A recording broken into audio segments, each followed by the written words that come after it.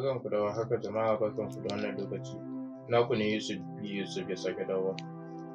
Mun yi tunanin mu fara wannan bidiyo ne da wasu sakamakon yadda al'amurori suka canza a duniya, ba ma na ƙasar mu Najeriya ba kawai.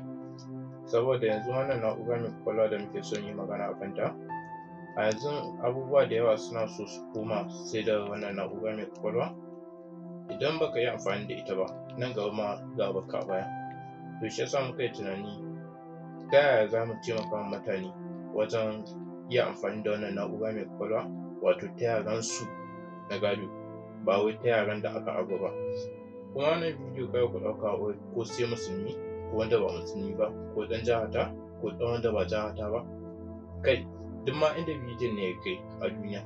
Kawai ni dai taimakon da nake so ku bani shine ku danna mana subscribe, ku danna mana ƙararrawa, ku yi comment. To da shi ne za mu san kuna tare da mu.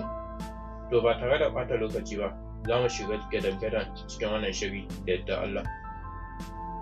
Tambayar farko da zamu fara mu kanmu shine, shin meye wannan ma kwamfuta, wato na'ura mai ƙwaƙwalwa da muke son yi magana a kanta? Computer is an electronic machine that accepts data, process, perform an arithmetic logic, and give out the output as a result. Ita dai na'ura mai ƙwaƙwalwa nan wata na'ura ce da take amfani da wutar lantarki ko caji ko batir wajen ansan bayanai, adana bayanai, wajen buga lissafi da kuma fitar da bayani a matsayin sakamakon ƙarshe.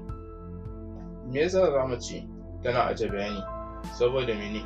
Yanzu in muka yi typing, wato mun ba ta umarni ne ta ansa, in muka so ta bamu, za ta iya bamu a matsayin result in muka tambaye ta.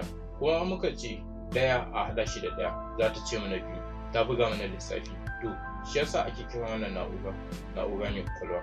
Wannan na'ura mai ƙwaƙwalwa tana da sassa da yawa, wanda madannai wanda ke aika sako zuwa kwamfuta, wato shine keyboard.